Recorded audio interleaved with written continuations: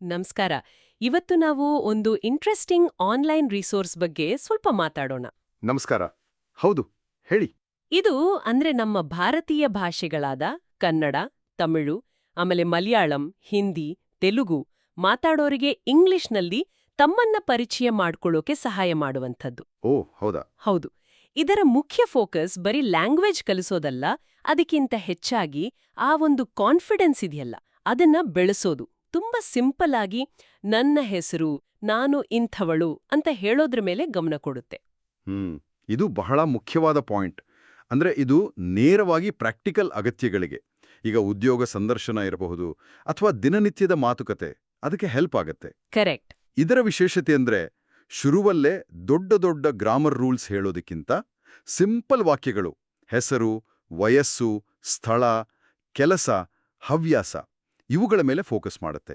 I am ನಂತಹ basic structure ಮೇಲೆ. ಹೌದು, ಅದು ಕಲಿಕೆನ ಈಸಿ ಮಾಡುತ್ತೆ ಅಲ್ವಾ? ಖಂಡಿತ. ಕಲಿಕೆನ ಸುಲಭ ಮಾಡೋ ಪ್ರಯತ್ನ ಇದು. ಆ ಒಂದು ಭಯ ಇರುತ್ತಲ್ಲ, ಅದನ್ನ ಕಡಿಮೆ ಮಾಡೋ ಥರ. ಇದರಲ್ಲಿ ನನಗೆ ತುಂಬಾ ಇಷ್ಟವಾದ ಒಂದು ವಿಷಯ ಅಂದ್ರೆ ನಾವು ಸಾಮಾನ್ಯವಾಗಿ ಮಾಡೋ ತಪ್ಪುಗಳನ್ನ ಹೇಳಿ ಸರಿಪಡಿಸೋದು. ಉದಾಹರಣೆಗೆ ಮೈ ಸೆಲ್ಫ್ ರವಿ ಅಂತ ಹೇಳೋ ಬದಲು ಐ ಆಮ್ ರವಿ ಅಂತ ಹೇಳಿ ಅಂತ ತಿಳಿಸೋದು. ಅಥವಾ what is your good name ಅಂತ ಕೇಳೋ ಬದಲು ವಾಟ್ ಈಸ್ ಯೋರ್ ನೇಮ್ ಸಾಕು ಅಂತ ಹೇಳೋದು. ಹೌದು. ಈ ಗುಡ್ ನೇಮ್ ಅನ್ನೋದು ನಮ್ಮ ಕಡೆ ತುಂಬಾನೇ ಕಾಮನ್ ಅಲ್ವಾ? ಈ ತರಹದ ತಪ್ಪುಗಳು ಯಾಕೆ ಬರ್ತವೆ ಅನ್ಸುತ್ತೆ? ಮತ್ತೆ ಆರಂಭದಲ್ಲೇ ಇದನ್ನ ಸರಿ ಮಾಡೋದು ಎಷ್ಟು ಮುಖ್ಯ? ಅದು ಆಕ್ಚುಲಿ ನಮ್ಮ ಮಾತೃಭಾಷೆಯ ಪ್ರಭಾವದಿಂದ ಬರೋದು. L1 ಇಂಟರ್ಫೆರೆನ್ಸ್ ಅಂತಾರಲ್ಲ ಹಾಗೆ. ಮೈಸೆಲ್ಫ್ ರವಿ ಅನ್ನೋದು ನಮ್ಮ ಭಾಷೆಯ ವಾಕ್ಯ ರಚನೆಯ ತರ ಇರಬಹುದು. ಓಕೆ. ಗುಡ್ ನೇಮ್ ಅನ್ನೋದು ಕೂಡ ಬಹುಶಃ ನಮ್ಮಲ್ಲಿ ಗೌರವ ಕೊಡೋಕೆ ಬಳಸೋ ಪದದ ಡೈರೆಕ್ಟ್ ಟ್ರಾನ್ಸ್ಲೇಷನ್ ಇರಬಹುದು. ಹೌದು. ಸೊ ಈ ರಿಸೋರ್ಸ್ ಏನ್ ಮಾಡುತ್ತೆ ಅಂದ್ರೆ ಇಂಥ ತಪ್ಪುಗಳನ್ನ ಪಾಯಿಂಟ್ಔಟ್ ಮಾಡಿ ಸರಿಯಾದ ರೀತಿಯನ್ನ ಹೇಳುತ್ತೆ. ಬರೀ ರೂಲ್ಸ್ ಹೇಳೋದಲ್ಲ, ಅದನ್ನ ಅಭ್ಯಾಸ ಮಾಡಿಸೋ ತರ. ಮತ್ತೆ ನೀವು ಹೇಳ್ದಾಗೆ ವ್ಯಾಕರಣ ಮಸಾಲ ಅಂತ ಒಂದು ಫನಿ ಟರ್ಮ್ ಬೇರೆ ಬಳಸಿದ್ದಾರೆ. ಅದು ವ್ಯಾಕರಣದ ಭಯದ ಬಗ್ಗೆ ಇರೋ ಭಯ ಕಡಿಮೆ ಮಾಡೋಕಿರ್ಬೇಕು. ಖಂಡಿತ. ಆರಂಭದಲ್ಲಿ ಈ ರೀತಿ ಸೌಮ್ಯವಾಗಿ ತಿದ್ದೋದ್ರಿಂದ ಕಲಿಯೋರಿಗೆ ಉತ್ಸಾಹ ಕಡಿಮೆ ಆಗಲ್ಲ, ಆತ್ಮವಿಶ್ವಾಸ ಜಾಸ್ತಿ ಆಗತ್ತೆ. ಅದೇ ಮುಖ್ಯ ಇಲ್ಲಿ. ಅಂದ್ರೆ ಪರ್ಫೆಕ್ಷನ್ಗಿಂತ ಮೊದಲು ಮಾತಾಡೋ ಧೈರ್ಯ ಮುಖ್ಯ ಅನ್ನೋ ತತ್ವ ಅಲ್ವಾ? ಎಕ್ಸಾಕ್ಟ್ಲಿ. ಇದಕ್ಕೋಸ್ಕರ ಕೆಲವು ಡೈಲಿ ಪ್ರಾಕ್ಟೀಸ್ ಟಿಪ್ಸ್ ಕೂಡ ಕೊಟ್ಟಿದ್ದಾರೆ. ಮನೆಯಲ್ಲಿರೋ ವಸ್ತುಗಳನ್ನ ಇಂಗ್ಲಿಷ್ನಲ್ಲಿ ಹೇಳೋದು, ದಿನ ಒಂದೆರಡು ನಿಮಿಷವಾದ್ರೂ ನಮ್ಮ ಜೊತೆ ನಾವೇ ಇಂಗ್ಲಿಷ್ನಲ್ಲಿ ಮಾತಾಡೋದು, ಡೈರಿ ಬರೆಯೋದು. ಇವೆಲ್ಲ ಚಿಕ್ಕ ಚಿಕ್ಕ ಅಭ್ಯಾಸಗಳು. ಆದ್ರೆ ಇವು ಎಷ್ಟು ಎಫೆಕ್ಟಿವ್ ಇರ್ಬೋದು ನೋಡಿ. ಇವು ಚಿಕ್ಕದಾಗಿ ಕಂಡ್ರೂ ಭಾಷೆಯನ್ನ ನಮ್ಮ ದಿನನಿತ್ಯದ ಜೀವನದ ಭಾಗ ಮಾಡೋಕೆ ತುಂಬಾ ಸಹಾಯ ಮಾಡುತ್ತೆ. ಸರಿ. ಭಾಷೆನ ಒಂದು ಸಬ್ಜೆಕ್ಟ್ ತರ ನೋಡೋಕ್ಕಿಂತ ಒಂದು ಟೂಲ್ ತರ, ಒಂದು ಅಭ್ಯಾಸದ ತರ ನೋಡ್ದಾಗ ಆ ಭಯ ಕಡಿಮೆ ಆಗತ್ತೆ. ತಪ್ಪು ಮಾಡ್ತೀನಿ ಅನ್ನೋ ಚಿಂತೆ ಇಲ್ದೆ ಮಾತಾಡೋಕೆ ಇದು ಪ್ರೋತ್ಸಾಹ ಕೊಡುತ್ತೆ. ಹೌದು, ಕನ್ಸಿಸ್ಟೆನ್ಸಿ ಮುಖ್ಯ ಆಗತ್ತೆ. ಖಂಡಿತ. ದಿನ ಸ್ವಲ್ಪ ಮಾಡಿದ್ರೂ ಸಾಕು. ಪರ್ಫೆಕ್ಷನ್ ಬೇಕಿಲ್ಲ, ಪ್ರಾಕ್ಟೀಸ್ ಮುಖ್ಯ ಅನ್ನೋ ಮೆಸೇಜ್ ಇದು. ಹಾಗಾದ್ರೆ ಈ ಸಂಪನ್ಮೂಲವನ್ನ ನಾವು ನೋಡಿದಾಗ ಮುಖ್ಯವಾಗಿ ಗಮನಿಸಬೇಕಾದ ಅಂಶಗಳು ಅಂದ್ರೆ ಫಸ್ಟ್ ಆತ್ಮವಿಶ್ವಾಸದಿಂದ ಶುರು ಮಾಡೋದು. ಹೌದು. ಆಮೇಲೆ ಸಿಂಪಲ್ ಆದ ಪದಗಳು ಮತ್ತು ವಾಕ್ಯ ರಚನೆಗಳನ್ನ ಕಲಿಯೋದು, ಮತ್ತೆ ನಾವು ಸಾಮಾನ್ಯವಾಗಿ ಮಾಡೋ ತಪ್ಪುಗಳನ್ನ ತಿಳ್ಕೊಂಡು ಸರಿ ಮಾಡ್ಕೊಳ್ಳೋದು. ಕರೆಕ್ಟ್. ಕೊನೆದಾಗಿ ದಿನ ಸ್ವಲ್ಪ ಆದ್ರೂ ಪ್ರಾಕ್ಟೀಸ್ ಮಾಡೋದು. ಹೌದು, ಇವಿಷ್ಟು ಮುಖ್ಯವಾದ ಪಾಯಿಂಟ್ಸ್. ಇನ್ನೊಂದು ಆಸಕ್ತಿಕರ ವಿಷಯ ಅಂದ್ರೆ ಇದು ಇಂಗ್ಲಿಷ್ ಅನ್ನೋ ಭಾಷೆಯನ್ನ ಏನೋ ದೊಡ್ಡ ಸವಾಲು ಅಥವಾ ಬೇರೆ ಭಾಷೆ ಅಂತ ನೋಡೋದ್ಕಿಂತ ಅದನ್ನ ನಮ್ಮ ಸ್ನೇಹಿತ ಅನ್ನೋ ತರ ಪರಿಚಯಿಸೋಕೆ ಟ್ರೈ ಮಾಡುತ್ತೆ. ಓ, ಅದು ಚೆನ್ನಾಗಿದೆ. ಹೌದು. ಈ ಒಂದು ಪರ್ಸ್ಪೆಕ್ಟಿವ್ ಶಿಫ್ಟ್ ಇದೆಯಲ್ಲ, ಇದು ಕಲಿಕೆಯನ್ನ ಅಷ್ಟು ಭಯಾನಕ ಅಲ್ಲ, ಬದಲಿಗೆ ಮಾಡಬಹುದು ಅನ್ನೋ ನಂಬಿಕೆ ಕೊಡುತ್ತೆ. ನಿಜ. ಆ ದೃಷ್ಟಿಕೋನ ಬದಲಾವಣೆನೇ ದೊಡ್ಡ ವಿಷಯ. ಖಂಡಿತ.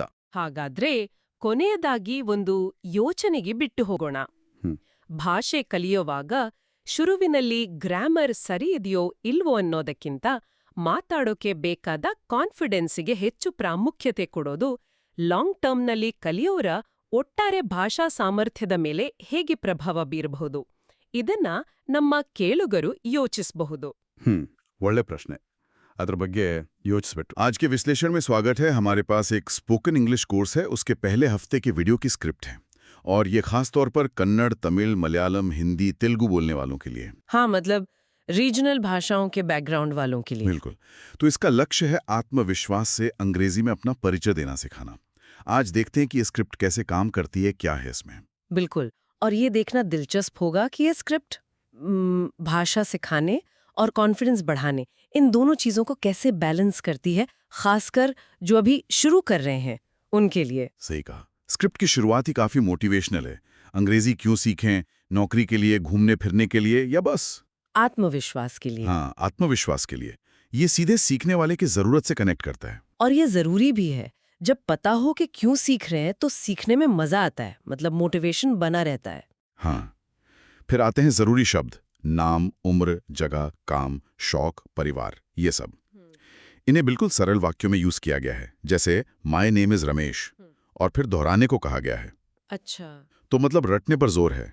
या फिर वाक्य कैसे बन रहा है ये भी समझाया है, जैसे वो इज, एम, आर का इस्तेमाल। हाँ हाँ, उस पर भी ध्यान दिया है। बेसिक ग्रामर है, जैसे I am, you are, he is का स्ट्रक्चर। और एक अच्छी बात यह है कि इसे अपनी भाषा से जोड़कर समझाया है। तमिल का उदाहरण दिया है कि नान उरु विद्यार्थी अच्छा। का अंग्रेजी अनुवाद आई एम अ स्टूडेंट है। ये वो L1 स्कैफोल्डिंग वाला तरीका हुआ, मतलब अपनी भाषा के सहारे नई भाषा सीखना। ये शुरू में तो ठीक है, पर कहीं ऐसा तो नहीं कि इससे अंग्रेजी में सोचने की आदत देर से बने। ये सोचने वाली बात है। वैसे स्क्रिप्ट में आगे एक डेमो भी है, असल बातचीत का। ओह अच्छा। कैसा डेमो? 2 लोग हैं, पहली बार मिल रहे हैं और आसान सवाल जवाब कर रहे हैं। नाम, कहाँ से हैं, क्या करते हैं, और ये विजुअली दिखाया गया है सबटाइटल्स वगैरह के साथ। हाँ बिल्कुल, सबटाइटल्स और एनिमेशन भी यूज किए हैं। ये तो बढ़िया है।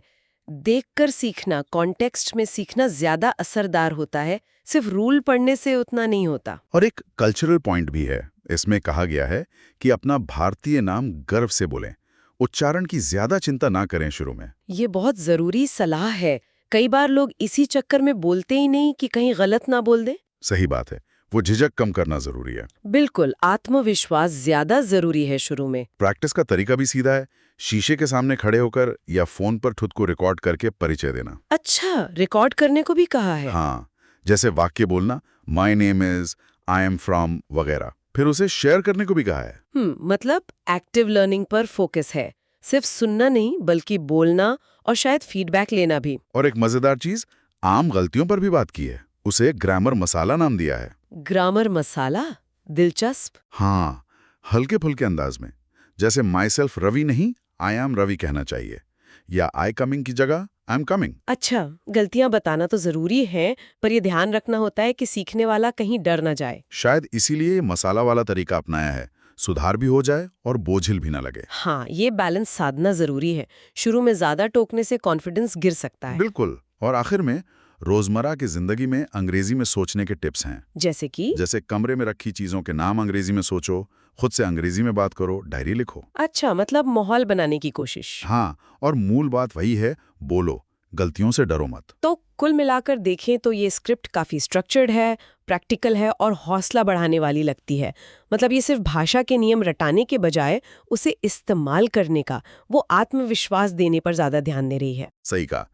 तो इस स्क्रिप्ट से जो मुख्य बात निकलती है वो ये है कि अंग्रेजी सीखने की शुरुआत अच्छी हो सकती है अगर उसमें सरल शब्द हों, बेसिक ग्रामर हो, जैसे अपनी भाषा से जोड़ा जाए, बोलने की खूब प्रैक्टिस हो। हाँ, और गलतियों को ऐसे सुधारा जाए कि हौसला ना टूटे। बिल्कुल।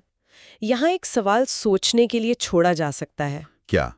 कि सीखने के एकदम शुरुआती दौर में क्या गलतियों को सीधे सुधारना, जैसे इस स्क्रिप्ट में शायद कोशिश की गई है, वो ज्यादा असरदार है, या फिर सिर्फ सही उदाहरण देना और बोलने को प्रोत्साहन करना, भले ही गलतियां हों, उससे आत्मविश्वास तेजी से बढ़ता है। इस पर विचार किया जा सकता है। Okay, let's unpack this. Welcome back to the deep dive. Today we're jumping into something really foundational, looking at the very first steps someone might take on their language learning journey. Right. Our source is this video, Spoken English Journey, Week 1 Foundation. And it seems less like just a lesson, more like a really carefully thought out path for new learners. Yeah, it really does feel structured that way. So our mission here is to explore the strategies, the insights, the actual steps in this Week 1 program. We want to figure out what makes it tick, how it tackles those common hurdles people face right at the start. This deep dive is for you, really, to help understand the nuts and bolts of kicking off learning a language. And stepping back for just a second, what's really striking is the overall philosophy, isn't it? It's this comprehensive, almost nurturing approach. It's aimed at building confidence and practical skills right from day one. More than just memorizing stuff. Exactly. Yeah. It's not just vocabulary lists or grammar rules in isolation. It seems to intentionally weave together, the essential words, the basic grammar, cultural awareness, which is interesting, and how to actually use it. Real-world application. Right. And this focus they mention on confidence, success, and self-expression, that feels quite different. It's trying to be a supportive guide, not just a rigid curriculum. I think that's pretty critical for beginners. Okay, so let's dive into the actual week 1 content then. Where does it start? We'll get straight to the point. Yeah, it wastes no time, does it? It hits you immediately with that big question, why do you want to learn English? Which is fundamental. Absolutely. And it doesn't just leave it hanging there. It gives concrete examples, things people can really connect with, like getting a better job. That's a huge motivator for so many. A very tangible one. Or needing to talk to your child's teacher. That's a real everyday need for parents. Making travel easier is another big one. And then just boosting personal confidence.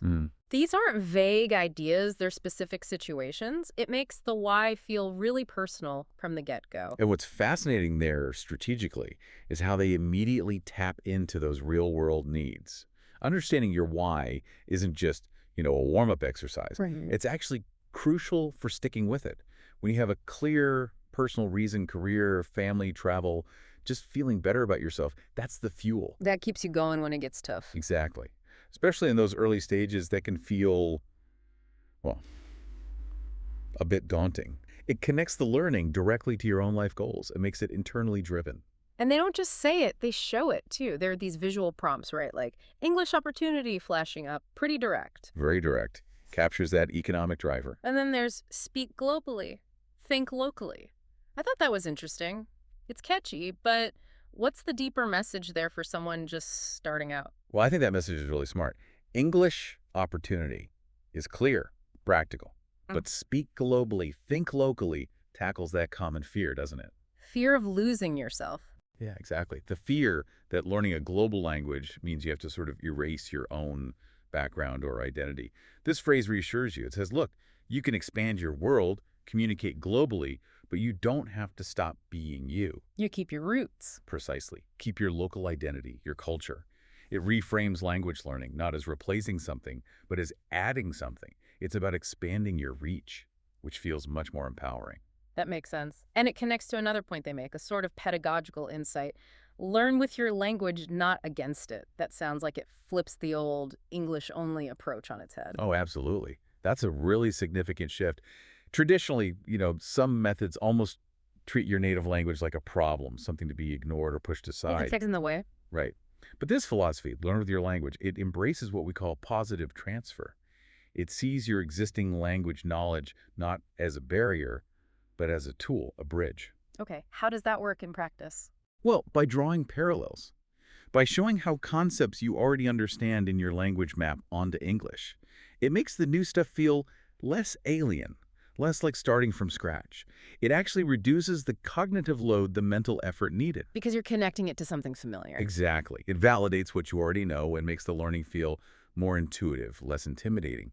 It's building on your strengths, which is huge for confidence early on.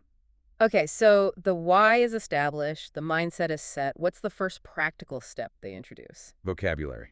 Straight into the building blocks. They call it the vocabulary of the day. And the focus is immediate, isn't it? Self-introduction words. The absolute basics you need to just connect with someone. The essentials. They list them out clearly with examples. My name is Ramesh. Age, I am 25 years old. Place, I live in Coimbatore. Simple, direct. Job, I am a teacher. Hobby, I like reading books. Right. Family, there are 4 members in my family. Language, I speak Tamil and a little English. And, very relevantly, learning, I want to learn spoken English. And if you think about it, choosing these specific words for week 1 is like giving someone the keys to the front door of conversation. Yeah, they're not random. Not at all. These are high-frequency words for those initial encounters. Name, origin, job, interests. That's what you exchange when you first meet someone. Yeah. So mastering these gives you immediate ability to participate even in a basic way. Instant gratification, almost. You can actually say something useful right away. Exactly. It builds that feeling of competence immediately, which is incredibly motivating. Much better than just studying abstract lists. And they don't just show the words. There's an active part, too, the repeat after me instruction. Crucial. For every word, every sentence, there's that pause encouraging you to actually say it out loud. It's not passive learning. No, and that active vocalization, the repetition, that's key for locking things in. Yep. It engages more of your brain, hearing it, saying it, even feeling the mouth movements. Builds muscle memory for speaking. Precisely. It helps solidify pronunciation and makes recall easier later. It's bridging that gap between just recognizing a word and actually being able to produce it yourself. Active participation right from the start. So you've got some core words. What's next? Grammar. Yep, they move right into what they call the grammar bite, and they pick a real powerhouse structure. Which one? The basic I am, you are, he is, she is structure. Ah, the verb to be. The absolute foundation. Exactly. They give simple examples. I am a student, you are my friend, he's a doctor, she is my sister.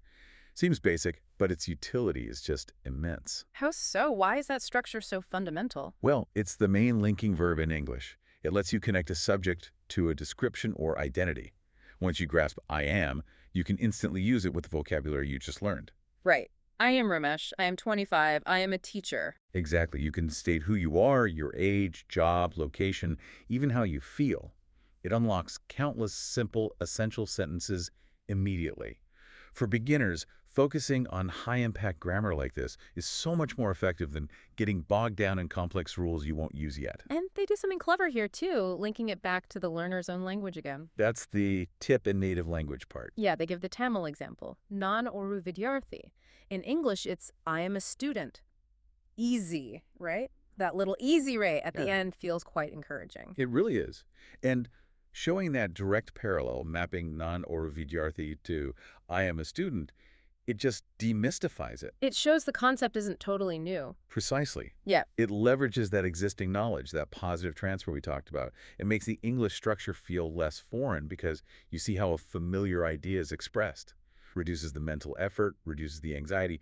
It's building that bridge again. Okay, so we have vocabulary, we have a core grammar structure, but how do you put it all together in, like, a real situation? They tackle that next with the real-life conversation demo. The role play bit. Exactly. They show two people, Sima and Arvind, meeting for the first time. It's a simple staged dialogue, but it shows everything in action. Let's walk through it. It starts with, hello, what is your name? Then, my name is Suma, what is your name? I am Arvind. Where are you from? I am from Kerala. And you? I am from Karnataka. Then it moves to, what do you do? I am a driver. I want to learn English.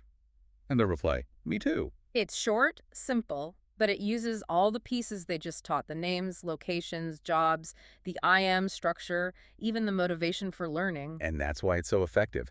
It takes those building blocks out of isolation and puts them into a context, a flow. It shows you how to use the language for a real purpose, introducing yourself. It makes it concrete. Right. Yeah. It builds that communicative competence. You see how the pieces fit together, and watching it, practicing it in your head, it builds confidence for doing it yourself later. Yeah. It connects the dots from knowing to doing. And they make it easy to follow along, too, with the visual elements. You mentioned subtitles, animations. And the voiceovers in both English and the native language. How do those aids help the learning process? Well, they cater to different learning styles, which is smart design. Subtitles help visual learners connect sound and spelling. The voiceovers are great for auditory learners focusing on pronunciation. And the native language support. That acts like a safety net. It ensures everyone can follow along without getting lost or discouraged if they miss something in English. It's using multiple channels, visual, auditory, linguistic comparison, to reinforce the information. Makes it stick better. Okay, this next part I found really interesting, moving beyond just the mechanics of language to something more cultural. Yes, the cultural tip. Specifically about Indian names in English. The advice is, when you say, my name is Raju, say it proudly. I thought that was quite powerful. It really is. It's about more than just pronunciation. It's about identity and self-acceptance. There can sometimes be this pressure, conscious or not, to maybe anglicize your name or feel awkward about it when speaking a new language. To try and fit in, maybe. Perhaps. But this advice directly counters that. It says, be proud of who you are, including your name. Psychologically, that's incredibly important. When you feel comfortable and authentic, You actually communicate more effectively, more confidently. It's about owning your voice. That's a great point. And it leads right into the next piece of advice, which tackles a huge anxiety point for learners. Accent. Oh, the accent issue, yes. The video says, don't worry about accent, your confidence matters more. How liberating is that for someone just starting? Immensely liberating. Chasing a perfect native accent can be completely paralyzing for beginners. It sets an often unrealistic goal that stops people from even trying to speak. Because they're afraid of sounding wrong? Exactly. So, shifting the focus to confidence and clear communication just being understood is crucial. It prioritizes getting your message across effectively over sounding like someone else. This raises that question, doesn't it? How much pressure do learners put on themselves about accent? This advice basically says, focus on connection, not perfection. Speak up. And it lets you concentrate on what you can achieve expressing yourself clearly. Right. It frees you up to practice without that constant self-critique about your accent. And then right after giving this big confidence boost. They bring it back to practice. They give you those core sentences again. My name is Yet. I am from. I speak. Reinforcing the basics with that newfound confidence. In this loop back. So, theory covered, confidence boosted, and now comes the practice time. Putting it into action. Yeah, the instruction is very direct. Now it's your turn. Sit in front of a mirror or your phone, say these aloud, and they list those key self-introduction phrases again. My name is, I am from Leah, I am a Yek, I like Thea, I speak, I want to learn English. And that advice practice in front of a mirror or record yourself, it sounds simple, but it's really effective, isn't it? How does it help, specifically? Well, the mirror gives you instant visual feedback. You see your mouth movements, your expression, helps with articulation, maybe even nonverbal confidence. Recording yourself lets you listen back objectively. Hear yourself as others might hear you. Exactly. You can catch pronunciation issues, check your fluency, things you might miss while you're focused on just speaking. Both methods turn passive learning into active self-assessment and refinement. It builds that muscle memory we talked about. Creates a safe space to practice and fix things yourself. Right. And then they add another layer. The challenge, record this and post in the comments, we'll give feedback. That suddenly makes it social. Yes. And that introduces accountability and community. Knowing someone might listen and give feedback is a great motivator. Plus, seeing others doing the same thing makes it feel less isolating. Like you're in it together. Absolutely. That shared journey, that feedback loop, it's incredibly valuable for keeping beginners engaged and feeling supported. It taps into that need for connection. Okay, so practice is encouraged, community is built. But what about the inevitable mistakes? They tackle that head on too in the Common Mistakes by Regional Speaker section, which is super practical. Yeah, I liked this part. They pinpoint specific errors learners often make, like saying, myself Ravi, instead of, I am Ravi. right, or I coming, instead of. I am coming. Gotta have that am. And that polite but incorrect phrase, what is your good name? They correct it to just. What is your name? Simple and standard. Why are these particular mistakes so common, do you think? Often, it's direct translation or interference from the learner's native language structure.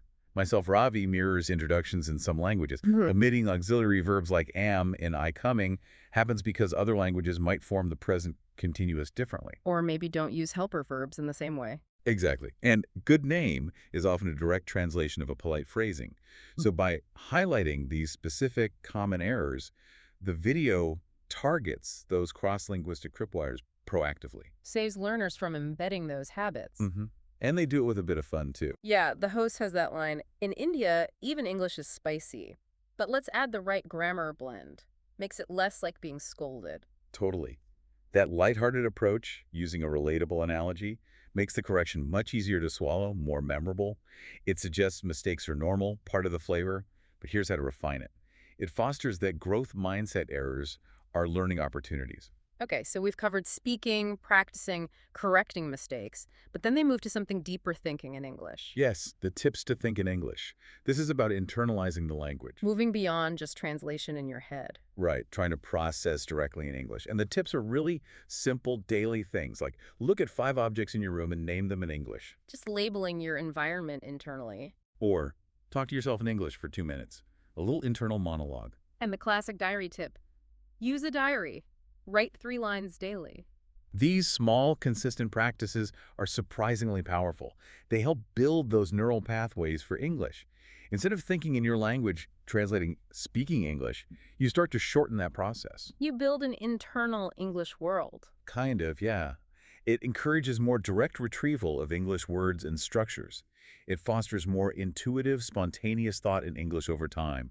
Writing reinforces it, too, in a low-pressure way. And wrapping up this section, they hit that key message again, loud and clear. The crucial one. Remember, practice beats perfection. Speak even if you make mistakes. It seems like a core theme running through the whole week. Absolutely, because that fear of mistakes, that perfectionism, it just shuts so many learners down. This message is the antidote. It empowers you to be bold, to try, to learn from the errors, knowing that speaking is the path forward, not waiting until you're perfect. Every word spoken is progress, even if it's flawed. Exactly. It prioritizes communication over inhibition. All right, so after all that input and encouragement, how do they wrap up week 1 homework? Yes, clear homework to consolidate everything. First, introduce yourself in English. 2 to 3 lines. Direct application. Using the stuff you learned. Then, practice 5 words daily. Spaced repetition for vocabulary.